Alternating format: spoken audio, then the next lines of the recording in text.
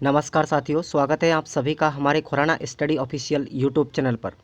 दोस्तों, आज मैं आप सभी के लिए यूनिट नंबर 3 पढ़ाऊंगा। पहला पेपर है हमारा बच्चे और सीखना।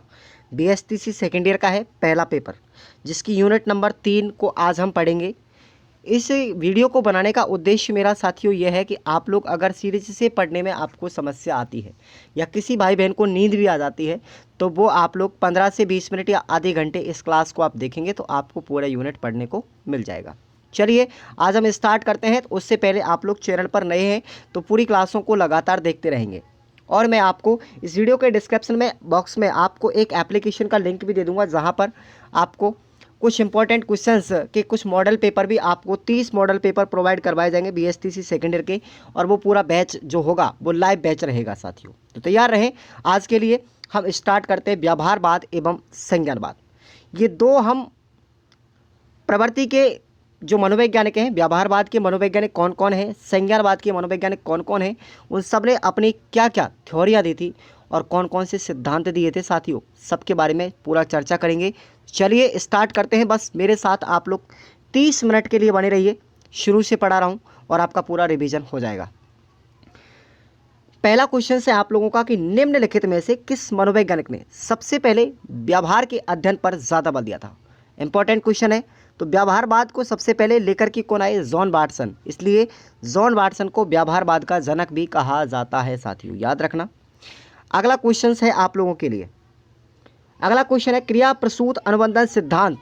क्रिया प्रसूत अनुबंधन सिद्धांत के जनक कौन है? बताओ साथियों। वो है B.F. स्किनर, और इसी सिद्धांत का दूसरा नाम है नैमित्तिक। क्या नाम है? नैमित्तिक अनुबंधन सिद्धांत भी इसको कहा जाता है। साइकोलॉजी आप लोगों को अगर पढ़नी है तो हमारे निर्मल क्लासेस करौली यूट्यूब चैनल पर आप लोग जाएंगे। वीडियो के डिस्क्रिप्शन बॉक्स में आपको लिंक दिया गया है, वहाँ पर आपको पूरा का पूरा साइकोलॉजी कंप्लीट पढ़ाया गया है रीड के लिए। तो आप लोग बीएसटीसी तो चुटकियों में पास कर जाओगे। तो ये वही B.F. स्किनर साहब हैं जिन्होंने चूहों पर प्रयोग किया था और क्रिया प्रसूत अनुबंधन सिद्धांत दिया था सन 1938 के अंदर। याद रखना, 1938 में इन्होंने चूहों पर प्रयोग किया था। अगला क्वेश्चन है निम्नलिखित में से कौन सा विकल्प सक्रिय अनुबंधन सिद्धांत से संबंधित नहीं है? तो याद रखना, देखो B.F. स्किनर थे, उसके प्रतिपादक, चूहों पर उसने प्रयोग किया था और सकारात्मक पुनर्बलन पर बल भी दिया था। लेकिन ये क्या लिख रहा है, देखो ध्यान से, अस्वाभाविक अनुक्रिया। ये किसका है? ये किसका है साथियों? पावलाव का है। किसका है? पावलाव का सिद्धांत था ये, और पावलाव ने कुत्तों पर प्रयोग किया था, जिसमें घंटी वगैरह के बारे में बताया था। आगे मैं आपको पढ़ाने वाला हूँ, ठीक है। तो इसका राइट आंसर हो जाएगा अस्वाभाविक अनुक्रिया। ये पावलाव के सिद्धांत में थी, ठीक है ना, इसलिए ये आंसर राइट हो जाएगा। अगला क्वेश्चन है सक्रिय अनुबंधन का आधार क्या माना गया था? सक्रिय अनुबंधन का आधार क्या माना गया था? पुनर्बलन को आधार माना गया था। अगर हम किसी भी व्यक्ति को या बच्चे को पुनर्बलन देते जाएंगे तो वो आगे प्रक्रिया करता रहेगा। अगला क्वेश्चन देखेंगे अनुकूलित अनुक्रिया सिद्धांत। अनुकूलित अनुक्रिया सिद्धांत का प्रतिपादन कब किया गया था? 1904 में, ठीक है ना। किसके द्वारा? पावलाव के द्वारा। किसके द्वारा? पावलाव के द्वारा किया गया था। और पावलाव एक ऐसे रूस के जीव विज्ञान शास्त्री थे जिनको 1904 में पाचन क्रिया पर, किस पर? पाचन क्रिया पर शोध करने के लिए उनको एक नोबेल पुरस्कार भी दिया गया था 1904 में। तो याद रखना, ये पाचन क्रिया पर इन्होंने शोध किया था 1904 में, और उसी पाचन क्रिया के फलस्वरूप ये सिद्धांत बनाया था उन्होंने, अनुकूलित अनुक्रिया सिद्धांत, और कुत्ते पर प्रयोग किया था साथियों पावलाव ने। समझ में आ गया? देखो कितनी विस्तार से मैं आपको बता रहा हूँ। ये क्वेश्चन आपका गलत होने का चांसेस ही नहीं है, इसलिए मेरे को साइकोलॉजी बहुत अच्छे से आती है साथियों। साइकोलॉजी का मेरे को बहुत ही ज़्यादा नॉलेज है, तो मैं आप लोगों के लिए इसको बता रहा हूँ। अगला क्वेश्चन है सीखने के व्यवहारवादी मॉडल पर आधारित संकल्पना कौन सी है? तो याद रखना, ये जो सीखने के व्यवहारवादी मॉडल हैं वो बैंकिंग मॉडल, समझ निर्माण मॉडल और प्रोग्रामिंग मॉडल, ये तीनों के तीनों ही मॉडल दिए थे वर्ट एंड वर्नन ने। किसने दिए थे? वर्ट एंड वर्नन ने तीनों ही मॉडल दिए थे, याद रखना। अगला क्वेश्चन आप लोगों के लिए व्यवहारवादी मॉडल से संबंधित नहीं है। तो क्या नहीं है? स्कीमा नहीं है। ये किससे संबंधित है? संज्ञानवाद से संबंधित है। बताओ जल्दी से। संज्ञानवाद से संबंधित है, और संज्ञानवाद सिद्धांत दिया था साथियों जीन पियाजे ने। किसने दिया था? जीन पियाजे ने। मज़ा नहीं आया ना? तब कहना साथियों, वीडियो को लाइक किए बिना मत रहना। देखो अब यहाँ से आप लोग, ऐसा नहीं है कि आप सीरीज़ को ही रिवाइज कर रहे हो, मैं सीरीज़ को रिवाइज नहीं करवा रहा हूँ, आपको बहुत सारी चीज़ें एक्स्ट्रा भी पढ़ा रहा हूँ, क्योंकि साइकोलॉजी में बहुत सारी चीज़ें आपको सीखने को मिलेगी आगे। आगे देखते हैं भाई। देखो भाई, रचनावादी मॉडल किसको कहते हैं? रचनावादी मॉडल कहते हैं साथियों समझ निर्माण मॉडल को। समझ में आया? समझ निर्माण मॉडल को कहते हैं। अगला क्वेश्चन है, निम्नलिखित में से किस अवस्था में बच्चों के प्रतीकात्मक सोच विकसित होने लगती है? बच्चे प्रतीकों के रूप में बात करने लगते हैं, तो वो है साथियों संवेदी क्रियात्मक अवस्था। ये जीन पियाजे की अवस्था है। 4 अवस्था मैं आपको आगे बताऊंगा कि जीन पियाजे का जो संज्ञानवादी सिद्धांत था उसमें 4 अवस्थाएं उन्होंने बताई थी। पहली अवस्था बताई थी संवेदी क्रियात्मक, दूसरी थी पूर्व संक्रियात्मक, तीसरी थी मूर्त संक्रियात्मक और चौथी थी अमूर्त यानी औपचारिक संक्रियात्मक। तो ये आपकी 4 अवस्था थी, लेकिन प्रतीकात्मक सोच जो विकसित होती है वो होती है साथियों संवेदी क्रियात्मक अवस्था में। समझ में आया? जीन पियाजे का सिद्धांत है, बहुत अच्छा सिद्धांत है और एग्जाम में इससे एक प्रश्न 100% पूछा जाता है हर बार। अगला क्वेश्चन है, शिशु किस अवस्था में शब्दों के अर्थ को समझने लगता है? तो वो है आपका राइट आंसर पूर्व संक्रियात्मक अवस्था यानी प्री कॉन्वेंशनल स्टेज। ओके। अगला क्वेश्चन, पियाजे ने किस अवस्था को बौद्धिक क्रियाओं का पहला स्तर माना है? आंसर हो जाएगा आपका संवेदी क्रियात्मक अवस्था, जो पहली अवस्था मानी जाती है। अगला क्वेश्चन देखेंगे, मूर्त संक्रियात्मक अवस्था किस आयु वर्ग से संबंधित है? तो राइट आंसर हो जाएगा 7 से लेकर के 11 वर्ष के जो बच्चे होते हैं वो मूर्त संक्रियात्मक अवस्था के अंतर्गत आते हैं। नेक्स्ट क्वेश्चन है, किस अवस्था में भाषा का विकास तीव्र गति से होता है? राइट आंसर हो जाएगा आपका पूर्व संक्रियात्मक अवस्था। कौन सा है? पूर्व संक्रियात्मक अवस्था। नेक्स्ट क्वेश्चन देखेंगे। अब आ जाते हैं हम हमारे अति लघोत्तरात्मक प्रश्नों की तरफ। चलिए, अधिगम की दृष्टि से व्यवहारवाद किस प्रकार का सिद्धांत है? बताएंगे। अधिगम की दृष्टि से व्यवहारवाद जो है साथियों, जो जॉन वाटसन ने दिया था, वो एक ऐसा सिद्धांत है, समझिए आप लोग इसको। व्यवहारवाद अधिगम का एक ऐसा सिद्धांत है जो इस विचार पर निर्धारित है कि सभी व्यवहार अनुबंधन द्वारा अर्जित किया जाता है और अनुबंधन पर्यावरण के साथ अंतःक्रिया के माध्यम से होता है। व्यवहारवादी ये मानते थे कि हमारी पर्यावरणीय उद्दीपनों के प्रति अनुक्रिया हमारे व्यवहार को स्वरूप प्रदान करती है। कहने का मतलब था कि भाई अधिगम जो है, हमारे व्यवहारवादी मानते थे कि जो हमारा अधिगम है वो हम बाहरी वातावरण के साथ अनुक्रिया करके हम कुछ ना कुछ सीखते रहते हैं। ठीक है ना? तो व्यवहारवादियों ने 2 चीज़ों पर ज़्यादा बल दिया था। एक तो था हमारा पर्यावरण या वातावरण, दूसरा था हमारा वंशक्रम। क्या नाम था? वंशक्रम। इन्होंने बताया था कि वंशक्रम व बाहरी वातावरण दोनों का क्या होता है? गुणनफल होता है। क्या? अधिगम होता है। आ गया समझ में? चलिए अगला क्वेश्चन देखेंगे। पावलाव के सिद्धांत का मूलभूत आधार क्या था? बताओ जल्दी से। उसका आधार था साथियों समीपस्थता और साहचर्यवाद। इसीलिए समीपस्थता सिद्धांत व साहचर्यवाद सिद्धांत भी पावलाव के इस अनुकूलित अनुक्रिया सिद्धांत को कहा जाता है, जिन्होंने वर्ष 1904 में पाचन क्रिया पर शोध करके ये सिद्धांत दिया था और उनको नोबेल पुरस्कार भी प्राप्त हुआ था। आ गया समझ में? अगला क्वेश्चन हम बात करते हैं इसी समीपस्थता व साहचर्यवाद है क्या चीज़। ठीक है, इसमें अंतर समझेंगे आप लोग। समीपस्थता का मतलब है कि 2 घटनाओं की एक ही क्रम में लगातार पुनरावृत्ति से होना। अगर 2 घटनाएं लगातार एक ही क्रम में पुनरावृत्ति से हो रही हैं तो वो है हमारा समीपस्थता।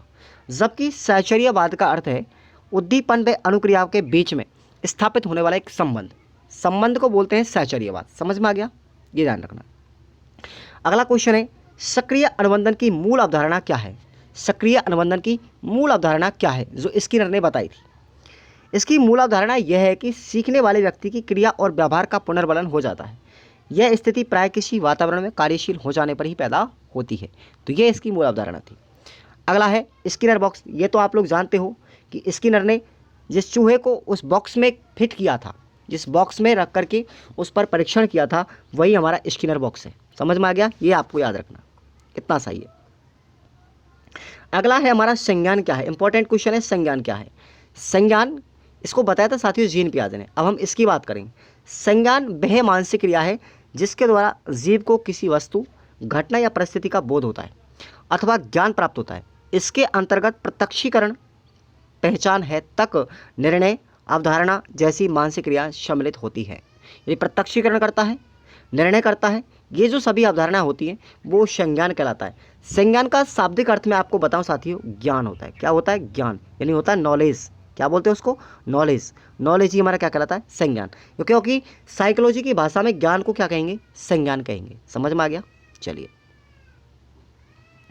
अगला क्वेश्चन है कि भाई व्यवहारवादी और संज्ञानवादी जो मनोवैज्ञानिक थे उनकी सोच में क्या अंतर रहा। व्यवहारवादियों के अनुसार सीखने की प्रक्रिया में बच्चे की कोई भूमिका नहीं होती। व्यवहारवादी क्या मानते हैं कि बच्चे की सीखने की प्रक्रिया में कोई भूमिका नहीं होती, बच्चे तो केवल बाहरी वातावरण या फिर वंशक्रम के प्रभावित होकर के सीखते हैं।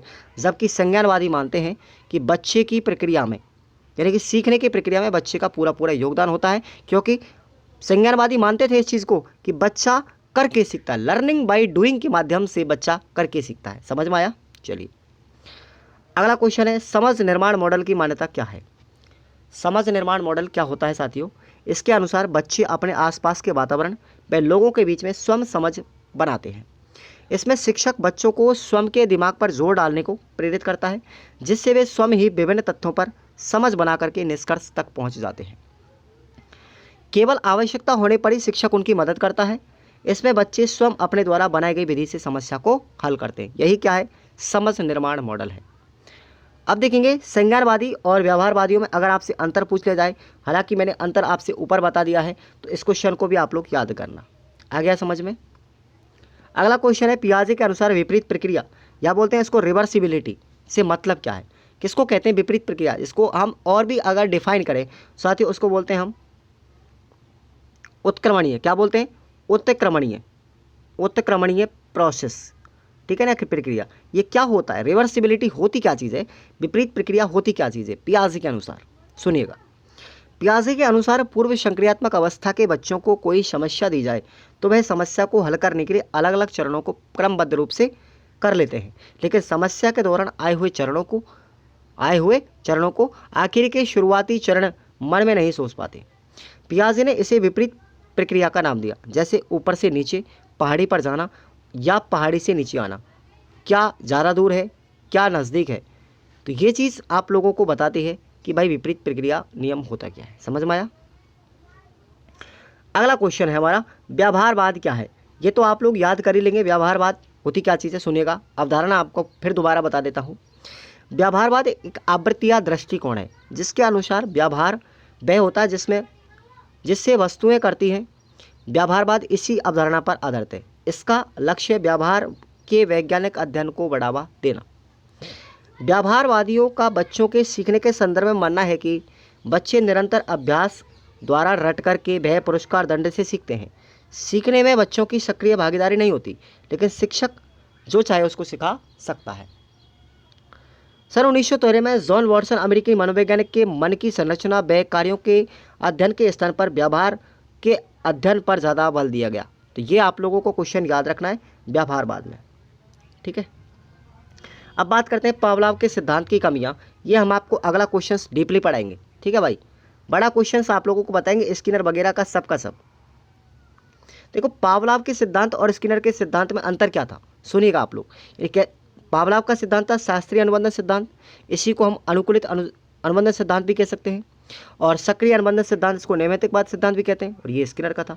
देखो, एक ही मनोवैज्ञानिक ने जो सिद्धांत दिया था उस सिद्धांत के कई नाम है, इसलिए मैं आपसे कह रहा हूँ कि निर्मल क्लासेस करौली चैनल पर जाएंगे यूट्यूब पर, और उसकी प्लेलिस्ट में जाकर के वीडियो में देखेंगे तो आपको पूरा साइकोलॉजी कंप्लीट पढ़ाया गया है।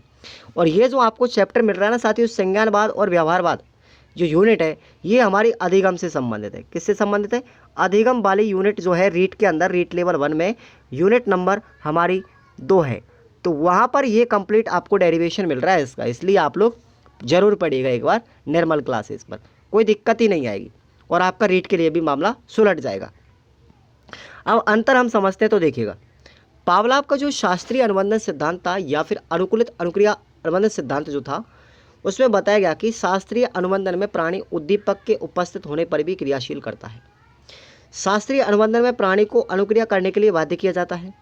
इस अनुबंधन में पुनर्बलन उद्दीपक के साथ संबंध होता है, जबकि स्किनर क्या कहते हैं साहब, वो कहते हैं कि सक्रिय अनुबंधन में प्राणी स्वयं क्रियाशील होता है, किसी उद्दीपक की जरूरत नहीं होती। सक्रिय अनुबंधन में प्राणी अपनी इच्छा से अनुक्रिया करता है और इस अनुबंधन में पुनर्बलन अनुक्रिया के साथ संबंधित होता है। देख लो, ये दोनों में अंतर है। अगला क्वेश्चन आप लोगों के लिए बताते हैं कि भाई हमने समझ निर्माण मॉडल के बारे में ऊपर पढ़ लिया, अब हम पढ़ते हैं हमारे बैंकिंग मॉडल के बारे में। समझ में आया भाई? बैंकिंग मॉडल के बारे में बात करते हैं तो सीखने के बैंकिंग मॉडल के अनुसार सीखने को रटना या मन में सोचकर याद करने के बीच तथा रटने व सीखने के बीच कोई फर्क नहीं होता। सीखने का अर्थ मूलतः तथ्यों को याद करना व पूछे जाने पर तुरंत बता देना, यही हमारा अर्थ क्या है? समझ है। इस मॉडल में सीखने वाले बच्चों को ये उम्मीद की जाती है कि वे पढ़ाए गए प्रश्न का उत्तर बोलने में अपनी क्षमता का प्रयोग करें। इसमें बच्चों को एक ही काम को बार बार करने को कहा जाता है। उदाहरण के तौर पर एक शिक्षक द्वारा पहाड़ा सिखाने के लिए बच्चों को जोर जोर से 2 एकम 2, 2 दूनी 4 इस तरीके से उसको रटवाया जाता है। गिनती, पहाड़े, कविता आदि के लिए इसी विधि का उपयोग किया जाता है जो सबसे उपयुक्त विधि मानी जाती है। यही बैंकिंग मॉडल है साथियों। बैंकिंग मॉडल की मान्यता के अनुसार कहा जाता है क्योंकि इस मॉडल के अनुसार किसी भी तरह की याददाश्त को तथ्य में रखे व निकाले जाते हैं।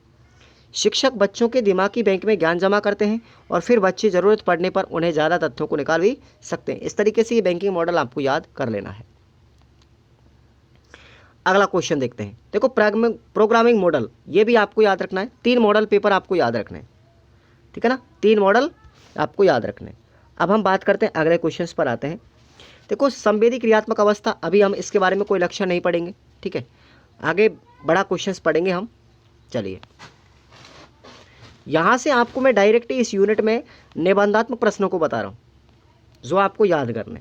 निबंधात्मक प्रश्न अगर आपने पढ़ लिया तो आप ये समझिएगा आपके छोटे छोटे प्रश्न सब याद हो जाएंगे।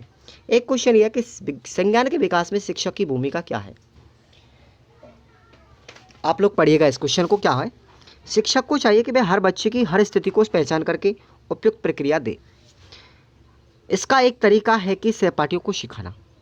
इसमें शिक्षक ऐसे काम करवाते हैं जिसमें एक विद्यार्थी दूसरे विद्यार्थी के समीपस्थ विकास के क्षेत्र में पहुंचने में मदद करते हैं।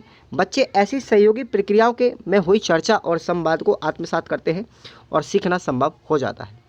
तो ये आपको शिक्षक की क्या भूमिका है याद करना। अब मैं प्रश्न की ओर ले जाता हूँ। इंपॉर्टेंट 3 क्वेश्चन है। एक तो है हमारा पावलाव का अनुक्रिया अनुबंधन सिद्धांत, और इसी का नाम है साथियों, हमारे कई नाम है इसके। तो मैं आपको एक बार इन 3 प्रश्नों को रटवा देता हूं अच्छे से। अगर ये 3 प्रश्न आपने याद कर लिए तो प्रश्न आपका इस यूनिट से बाहर नहीं जाएगा और आपको 6 कुछ नंबर तो आपके पक्के हो जाएंगे। मैं दावे के साथ में कह रहा हूं इस वीडियो में। चलिए,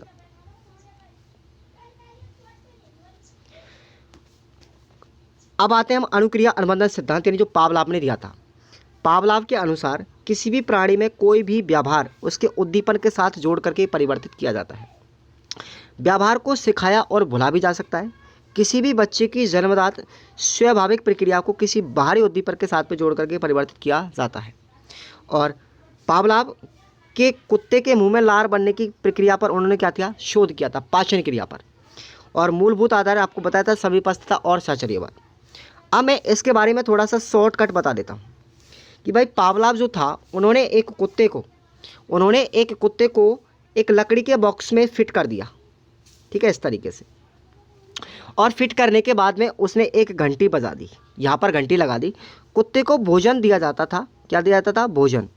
अब भोजन उसको तब दिया जाता था, पहले उसकी घंटी बजाई जाती थी। क्या बजाई जाती थी? घंटी बजने के लगभग 3 से 5 सेकंड के बाद उसको भोजन दिया जाता था। अब जब घंटी बजती तो कुत्ते के मुंह में लार आ जाती थी और कुत्ता सोचता था कि अब मुझे भोजन मिलेगा। इसका मतलब घंटी क्या काम कर रही है? उसको सचेत करने का काम कर रही है। यहाँ पर उन्होंने बताया था साथियों कि जो स्वाभाविक उद्दीपक था वो था हमारा भोजन, और अस्वाभाविक उद्दीपक था हमारा बत्ती यानी घंटी का बजना या जलना। तो अब आपको मैं बता दूं कि जो उद्दीपन जो है वो हमारा कुत्ते के समक्ष अगर भोजन जाता है तो लार टपकती है, ये क्रिया थी हमारी स्वाभाविक। घंटी बजी प्लस भोजन दिया, लार टपकेगी, तो ये था हमारा स्वाभाविक उद्दीपक। लेकिन केवल घंटी बजी, लार टपकी, लेकिन भोजन नहीं दिया, क्या था? हमारा अस्वाभाविक प्रतिक्रिया हुई साथियों यहाँ पर। तो ये पूरा का पूरा सिद्धांत शॉर्टकट में मैंने आपको बताया, ठीक है। और अब हम बात करते हैं, अब इस पावलाव के सिद्धांत की शैक्षिक उपयोगिता क्या थी। इस सिद्धांत के आधार पर शिक्षक बच्चों में अच्छी अध्ययन संबंधी आदतों का विकास कर सकते हैं और बच्चों को उपयुक्त वातावरण युक्त स्थान पर अध्ययन कराएं तो अध्ययन के प्रति धनात्मक सोच या मनोवृत्ति बच्चों की बढ़ने लग जाती है। ये इस सिद्धांत के शैक्षिक फायदे हैं। अगला जो सिद्धांत था हमारा वो था स्किनर बॉक्स, यानी स्किनर बॉक्स या स्किनर का सिद्धांत था सक्रिय अनुबंधन सिद्धांत। इस सिद्धांत को आपको पढ़ के जाना अच्छी तरीके से, ठीक है ना। प्रश्न इससे बाहर नहीं जाएगा, मैं आपको दावे के साथ में कहता हूँ। स्किनर ने किया क्या था, स्किनर जो साहब थे इन्होंने यह प्रयोग चूहों पर किया था साथियों, ठीक है। और चूहों को एक स्किनर बॉक्स में बंद किया, किस स्किनर बॉक्स में बंद किया चूहे को,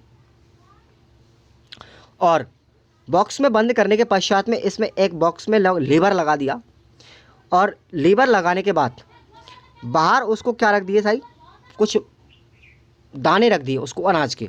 तो जैसे ये लीवर पर पैर पटकता था कौन, चूहा, तो उसको भोजन के रूप में या पुनर्बलन के रूप में क्या मिलता था, भोजन मिलता था, ठीक है, कुछ अनाज के दाने मिलते थे। अब क्या करता था, बार बार ये देखो, यह सिद्धांत जो है स्किनर का सिद्धांत और हमारा थॉर्नडाइक का बिल्ली का सिद्धांत ज़्यादा अंतर नहीं है इनमें, तो ये आप लोगों को थोड़ा सा याद रखना है, ठीक है ना। तो इसको आप लोग अच्छे से पढ़ के जाएंगे इस सिद्धांत को भी, ठीक है ना। और अगला सिद्धांत है हमारा साथियों पुनर्बलन सिद्धांत। ये क्लार्क एल हल का सिद्धांत था भाई। वैसे देखें तो क्लार्क, अब देखो मैं आपको थोड़ा सा डिफरेंट बता देता हूँ। पुनर्बलन सिद्धांत तो दिया था क्लार्क एल हल ने, किसने दिया था, क्लार्क एल हल ने। लेकिन साथियों पुनर्बलन जो शब्द था इसकी सबसे पहले उपयोग किसने किया था अपने सिद्धांत में, उसने किया था स्किनर साहब ने, ठीक है ना। पुनर्बलन जो विषय वस्तु थी उसका उपयोग किया था सबसे पहले अपने सिद्धांत में वीएफ स्किनर ने, लेकिन इस सिद्धांत को देने वाले थे क्लार्क एल हल। ये दोनों में अंतर समझ लेना, ठीक है ना। उसके बाद अगला क्वेश्चन है आपका लास्ट, जीन पियाजे की जो संप्रत्य हैं उनकी स्कीमा की अवधारणाओं को समझाना है। अब देखेंगे आपको मैं बता देता हूँ सबसे पहले स्कीमा होती क्या चीज़ है। स्विस मनोवैज्ञानिक थे ये, स्विट्जरलैंड के, ठीक है ना। और इन्होंने सिद्धांत दिया था 1896 से 1960 के मध्य में का जन्म हुआ था। और मैं आपको बता दूं सबसे पहले स्कीमा जो है उसकी परिभाषा को आपको याद करके जाना एक तो। दूसरा जो है आपका वो है आपको अनुकूलन किसको कहते हैं ये भी आपको याद करके जाना है। ये इसके संप्रत्य हैं स्कीमा, अनुकूलन और हमारा एक है व्यवस्थापन, ठीक है ना। ये तीन जो शब्द हैं हमारे ये बीएफ हमारे जीन पियाजे से संज्ञानवाद सिद्धांत से संबंधित है, ठीक है ना। स्कीमा, अनुकूलन और व्यवस्थापन, ये तीनों क्या चीज़ें इसको आप लोग अच्छे से पढ़ के जाएंगे। उसके बाद हम बात करते हैं यहाँ पर आगे हमारे जीन पियाजे जो साहब थे, ठीक है ना। उस जीन पियाजे साहब के संज्ञानवादी जो सिद्धांत है उसकी 4 अवस्थाएं जो उन्होंने बताई थी उसके बारे में पूरा विस्तार से पढ़ के जाना है। पहली अवस्था थी संवेदी संक्रियात्मक अवस्था जो जन्म से 2 वर्ष के मध्य में थी, इसकी क्या क्या विशेषताएं ये आपको पढ़ना है। दूसरा है हमारा पूर्व संक्रियात्मक अवस्था 2 वर्ष से 7 वर्ष के मध्य में होती है, इसकी क्या क्या विशेषताएं ये आपको पढ़ के जाना है। तीसरी जो अवस्था थी वो थी हमारी मूर्त संक्रियात्मक अवस्था, ये होती है 7 से 11 वर्ष के मध्य में, इसकी क्या विशेषता है। और अंतिम जो अवस्था थी हमारी वो थी औपचारिक संक्रियात्मक अवस्था, 11 वर्ष से अधिक वाले बच्चों के लिए होती थी। तो इस अवस्था की क्या गुण और विशेषताएं थी, ये क्वेश्चन अगर आपने पढ़ लिया जीन पियाजे का, ठीक है ना, तो आपको एक प्रश्न एग्जाम में देखने को मिल जाएगा। तो साथियों आज की क्लास को आप लोग लाइक करेंगे और डेली आप लोग इस तरीके से इम्पोर्टेंट क्वेश्चंस आप लोग याद करेंगे। और मैं आपको विश्वास दिलाता हूं कि जल्दी ही मैं आपको 30 मॉडल पेपर आपको लेकर के आ रहा हूं। उसका चार्ज मैं आपसे ज़्यादा नहीं लूँगा, सिर्फ मेरे ऐप का चार्ज होगा। उस मॉडल पेपर में आपके प्रश्न भी होंगे, क्या होंगे, प्रश्न भी होंगे, प्लस उनके जस्ट नीचे उत्तर भी होगा, प्रश्न के जस्ट नीचे उत्तर भी होगा। अगर आपने इन 30 मॉडल पेपरों को पढ़ के चले गए तो आपका पूरा BSTC सेकेंड ईयर क्लियर हो जाएगा और आपकी कम से कम 70 से 80% बन जाएगी। इस चीज़ की गारंटी मैं आपके लेता हूँ, लेकिन टाइम लगेगा थोड़ा सा। मैं इसको रेडी कर रहा हूँ, अपडेट कर रहा हूँ धीरे धीरे। मैं भी बहुत मेहनत कर रहा हूँ आप लोगों के लिए, तो आप भी मेहनत करते रहिए। ये 30 मॉडल देखो, एक बार आप लोग रिवीजन कर ले किसका, सीरीज़ का, क्लासों से। उसके बाद इन 30 मॉडल पेपरों की मैं आपको PDF दूंगा, चिंता मत कीजिएगा। PDF प्लस वीडियो बिल्कुल लाइव बैच चलेगा आपका एप्लीकेशन पे, नो टेंशन रहे। और इसका चार्ज मैं मिनिमम से मिनिमम रखूँगा। जितनी मार्केट में सीरीज़ आती है ना जितने पैसों की, उससे तो बहुत नॉर्मल रखूँगा मैं, ठीक है ना। चिंता मत कीजिए आप लोग। धन्यवाद।